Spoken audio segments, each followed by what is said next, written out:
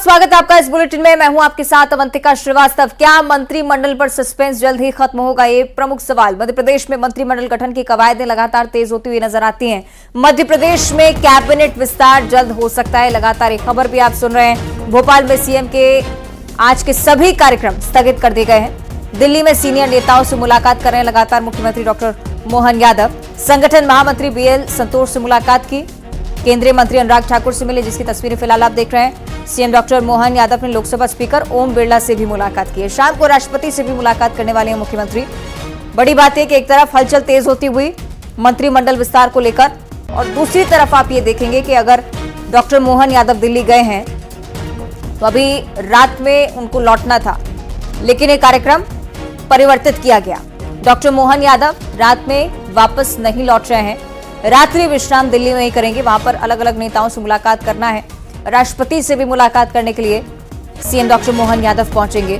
और यहां पर जितने भी कार्यक्रम थे, राजधानी भोपाल में जितनी भी बैठकें उन्हें लेनी थी, सभी को पोस्टपोन किया गया है, यानी कि स्थगित कर दिया गया है। राजधानी दिल्ली में किस प्रकार से मुलाकातों का दौर चल रहा है, तस्वीरों के माध्यम से आप देख रहे हैं। अनुराग ठाकुर से मुलाकात, और उसके बाद अब सीधी तस्वीरें आपको दिखाई हमने ओम बिरला की। कैसे मुलाकात करने पहुंचते हैं, सप्रेम भेंट इसे बताई जाती है, सौजन्य मुलाकात इसे कहा जा रहा है। श्री प्रधानमंत्री के नेतृत्व में माननीय नरेंद्र मोदी जी का युवाओं के लिए, खेल के लिए लगातार प्रोत्साहन देने का उनका आग्रह रहता है। और मुझे इस बात की प्रसन्नता कि मध्य प्रदेश सरकार भी माननीय मोदी जी के नेतृत्व में इसी दिशा में आगे बढ़ रही है। इसी में मैं खेल मंत्री माननीय अनुराग ठाकुर जी से मिला हूं, और 12 जनवरी युवा दिवस है। उस अवसर पर खेल को लेकर के, युवाओं को लेकर के, खेलो इंडिया, माई इंडिया, ऐसे कई कार्यक्रमों पर चर्चा भी हुई, और जोड़ करके उनको मध्य प्रदेश के युवा इस दिशा में आगे बढ़े, इसी में मैं मान के चलता हूँ। और खास करके आने वाले 5 साल तक खेल के अलग अलग विधाओं के लिए क्या क्या हम कैसे कैसे आगे बढ़ सकते हैं, स्टेडियम से लेकर कई खेल की सुविधाओं को लेकर के, उन सारे मामलों में आगे बढ़ेंगे।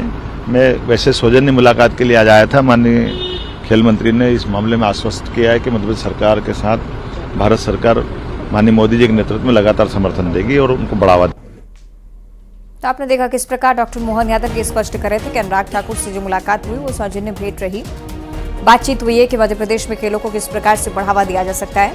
ये तमाम चीजें वो जो मुलाकात को लेकर कह रहे हैं वो अलग बात है, लेकिन मुख्य बात मंत्रिमंडल विस्तार को लेकर, क्या आज नाम फाइनलाइज किए जाएंगे? सवाल इसलिए और ज्यादा प्रमुख हो जाता है क्योंकि आज डॉक्टर मोहन यादव को दिल्ली में रुकने के लिए कहा गया है।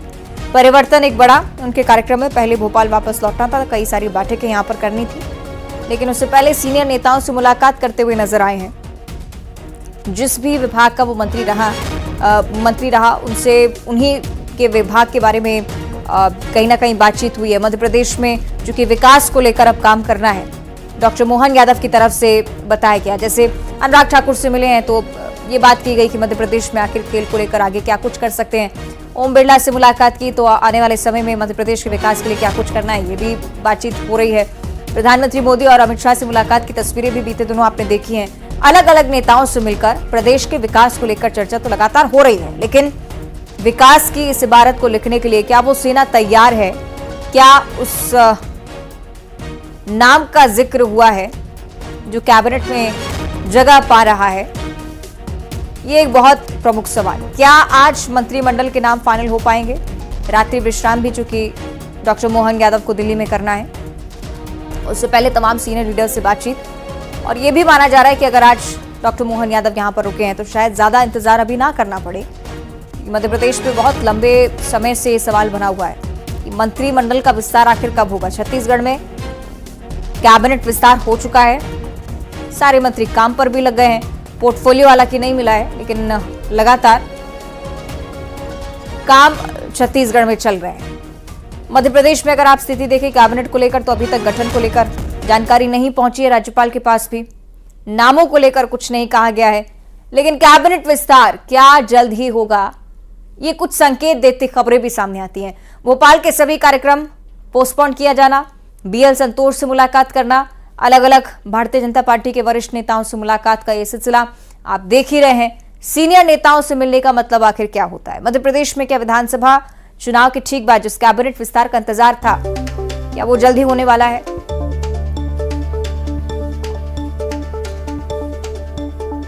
सीधे आपको लिए चलेंगे सहयोगी वासु चौरे के पास। वासु, तमाम ऐसे संकेत शायद धीरे धीरे कर सामने आ रहे हो, क्योंकि डॉक्टर मोहन यादव आज वापस नहीं लौट रहे हैं भोपाल।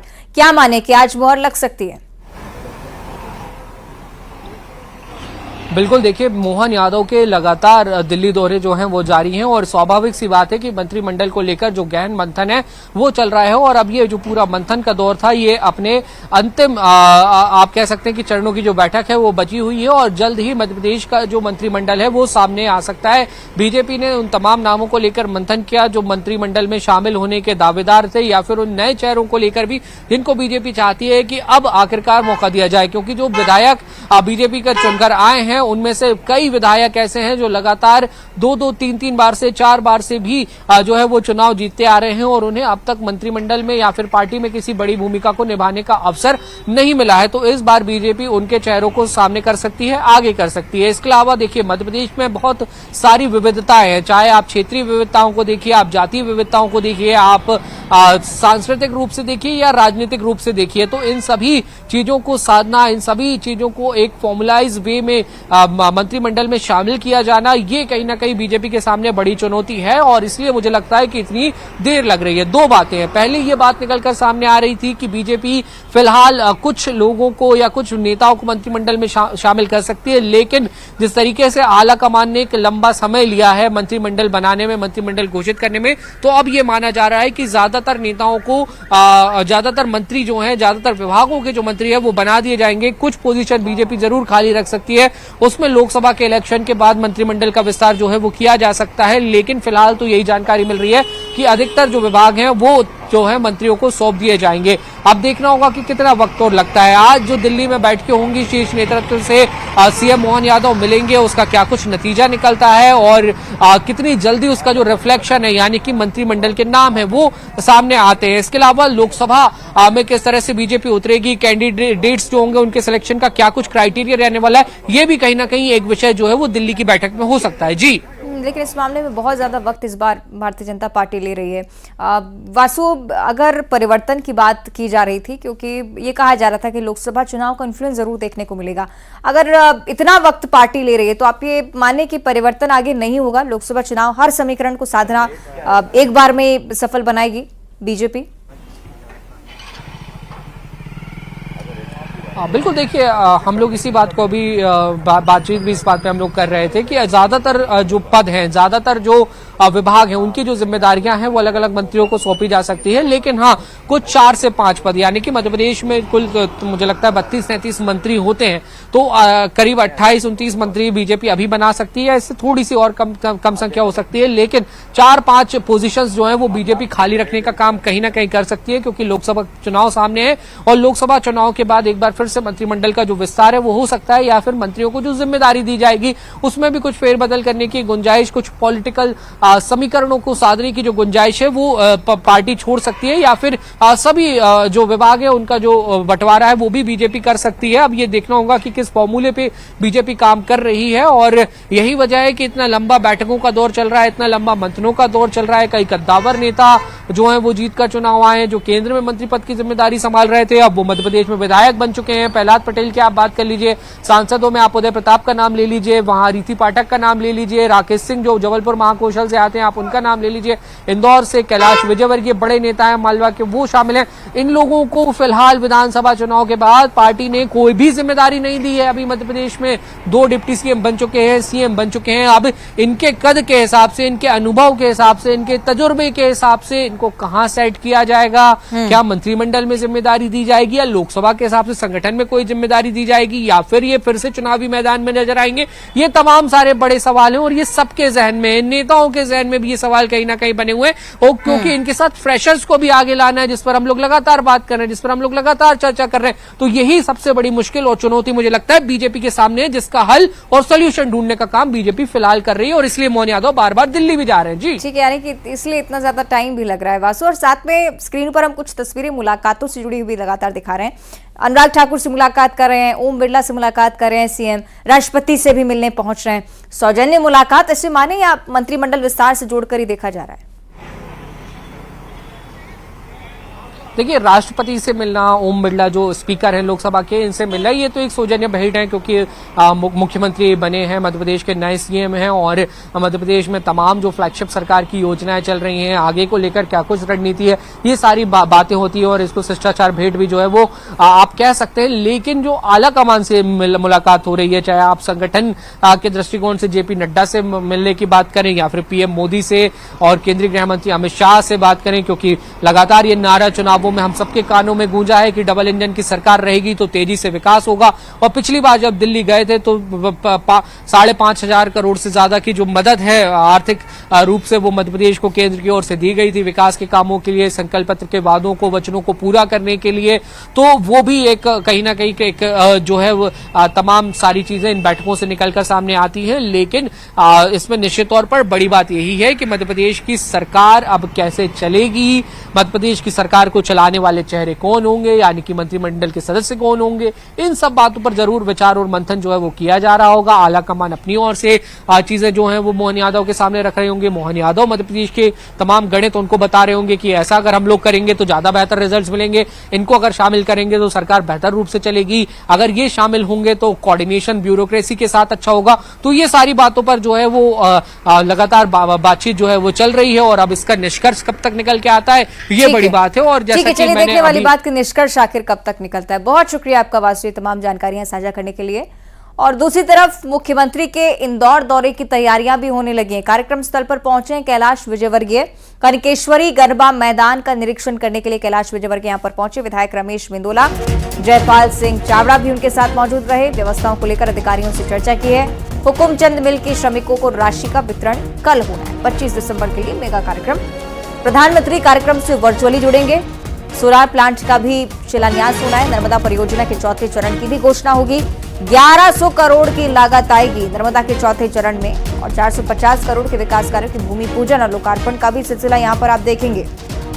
और इसलिए बहुत बड़े स्तर पर तैयारियां की जा रही हैं। कैलाश विजयवर्गीय की तस्वीरें हम आपको फिलहाल दिखा रहे हैं, क्योंकि मुख्यमंत्री फिलहाल दिल्ली में।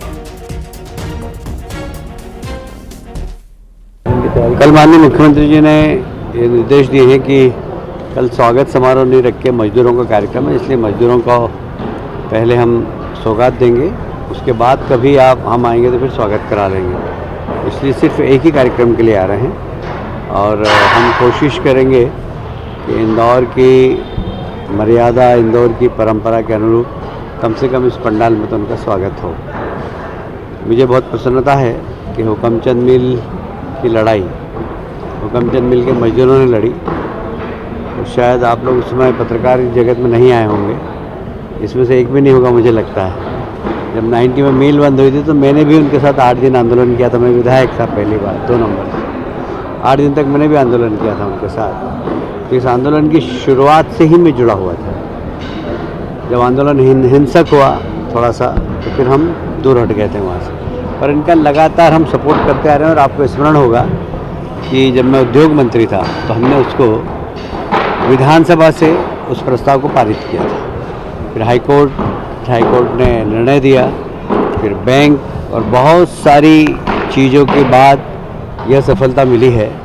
और उसमें राज्य सरकार और अभी हमारे माननीय महापौर जी ने जिस तरीके से बड़ा दिल करके मजदूरों के लिए यह राशि देने का जिम्मेदारी ली है, मैं राज्य सरकार और नगर निगम के महापौर जी को धन्यवाद देता हूं कि एक बहुत बड़ी लड़ाई मजदूरों ने जीती है। क्योंकि मैं भी मजदूर का बेटा हूं, रमेश जी के पिताजी तो हुकुमचंद मिल में ही थे और इसलिए इनके लिए भी एक बहुत बड़ी जीत है ये। और कल मजदूरों को राशि का चेक वितरण किया जाएगा। 1 महीने के अंदर लगभग उनके खाते में वो चेक पहुंच जाएगा। मुझे उम्मीद है कि एक मजदूरों की बहुत बड़ी लड़ाई इंदौर शहर ने जीती है। कितने लोग साक्षी बनेंगे इस आयोजन के? कितने लोगों क्या? लगभग 1-8 लाख लोग आ जाएंगे। सर पीएम सर भी जुड़ेंगे इस कार्यक्रम से? प्रधानमंत्री जी जुड़ेंगे तो नगर निगम की एक योजना है उसका भी शिलान्यास करेंगे। कौन सी है? 2 योजना, एक नर्मदा जी का चौथा चरण और जलूद का सोलर प्लांट। ये दोनों योजनाएं भी कल होगी। और इसलिए एक पहला माननीय मुख्यमंत्री जी का कार्यक्रम इंदौर में थोड़ा भव्य हो, दिव्य हो, इसकी हम कोशिश कर रहे हैं। और फिर जब अगली बार मुख्यमंत्री जी आएंगे तो उनका रोड शो करेंगे। अच्छा, डीएम के का कार्यक्रम क्यों खास है? कैलाश विजयवर्गीय को आपने सुना, सीधे आपको मिथिलेश के पास भी ले चलते हैं। मिथिलेश, क्या कुछ तैयारियां इस कार्यक्रम को लेकर हैं, ये भी बताइएगा। साथ ही कैलाश विजयवर्गीय जिस बात का जिक्र कर रहे हैं, क्यों ये लड़ाई इतनी खास हो जाती है, इस पर भी जानकारी। देखिए, सबसे पहले मैं आपको बताना चाहूंगा कि ये लड़ाई कोई 1-2 बरस की नहीं है। ये लड़ाई करीब 32 से 33 साल की है। 32 से 33 साल संघर्ष की लड़ाई है, वो भी मिल मजदूरों के हक की। ये मिल मजदूर कभी नहीं थके। लगभग 1,500 रविवार, अगर देखा जाए इनके संघर्षों में, तो लगभग 1,500 रविवार वो दिन थे जब इन्होंने आंदोलन किया। इस पूरे संघर्ष की कहानी मजदूरों ने बताई कि उनके परिवार ने क्या कुछ सितम झेला है, क्योंकि एक मिल चल रहा था, उस मिल के भरोसे लोगों का परिवार चलता था, और अचानक से मिल बंद हुआ और सारे जो मजदूर है वो बेघर हो गए, सड़क पर आ गए।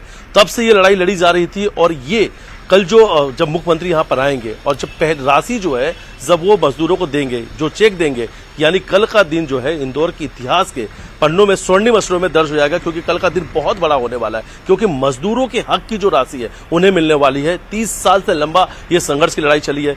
बीजेपी राष्ट्रीय महासचिव कैलाश विजयवर्गीय, विधायक रमेश मेंदोला और इंदौर नगर निगम के कई ऐसे एमआईसी मेंबर जिनके परिवार के लोग उस हुकुमचंद मिल में काम करते थे। उस हुकुमचंद मिल में काम करने वाले उनके परिवार के लोग मिल मजदूर थे। ये मिल मजदूरों के हक की लड़ाई है। लंबी लड़ाई लड़ी गई, और इसमें सबसे बड़ा इस वक्त अगर देखा जाए किसी ने अग्रिम भूमिका निभाई है तो इंदौर महापौर पुष्पमित्र भार्गव। वो हाई कोर्ट के एडवोकेट जनरल भी रहे हैं। उन्हें कानूनी के सारे दावपेच भी पते थे। लगातार वो इस पूरे मामले में पैरवी करते रहे। हाई कोर्ट से पूरे मामले को उन्होंने पैरवी की, और इसके बाद कहीं ना कहीं से एक बड़ा न्याय मिला है। और इसके बाद जैसे ही नए मुख्यमंत्री डॉक्टर मोहन यादव ने जैसे ही पदभार ग्रहण किया, उन्होंने सबसे पहला जो फैसला लिया वो मिल मजदूरों के हक में लिया। उन्होंने कहा कि जो राशि थी उस राशि को मैं अभी यहां से स्वीकृत करता हूं, और जल्द से जल्द ये राशि उनके खातों में पहुंच जाना चाहिए। हाई कोर्ट के लिक्विडेटर जो है उनके खाते में पैसा दे दिया गया था। तमाम जो प्रोसेस है उन प्रोसेस को अब किया जा रहा है, वेरीफाई किया जा रहा है, क्योंकि कई ऐसे मिल मजदूर हैं जो उस लड़ाई को लड़ते लड़ते अब इस दुनिया में नहीं है।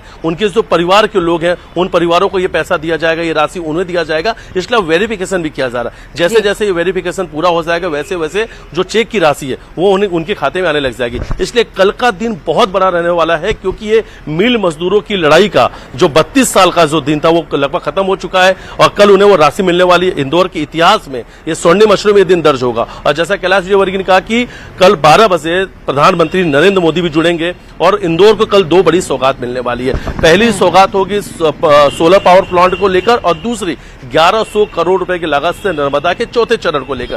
नर्मदा का चौथा चरण इंदौर के लिहाज से क्यों खास हो जाता है? क्योंकि इंदौर मेट्रो सिटी की तरफ डेवलपमेंट कर रहा है। आर्थिक राजधानी मध्य प्रदेश की, लगातार जो आईटी कंपनियां हैं, तमाम ये कहा जा सकता है इंफ्रास्ट्रक्चर इंदौर में देखने को मिल रहा है। और अगर इंदौर के आउटर्स कॉलोनी की बात की जाए तो लगभग 50 से ज्यादा बड़े कॉलोनी इस वक्त इंदौर के बाईपास में बन चुके हैं। उन घरों तक पानी पहुंचाने के लिए नर्मदा का चौथा चरण के लिए है। बहुत शुक्रिया आपका मिथिलेश, फिलहाल ये जानकारी साझा करने के लिए। तो मिथिलेश हमारे सहयोगी बता भी रहे हैं कि इस प्रकार से कल का ये कार्यक्रम बहुत खास। आगे खबरें जारी हैं, एक छोटे से ब्रेक का वक्त है, फौरन लौटते हैं।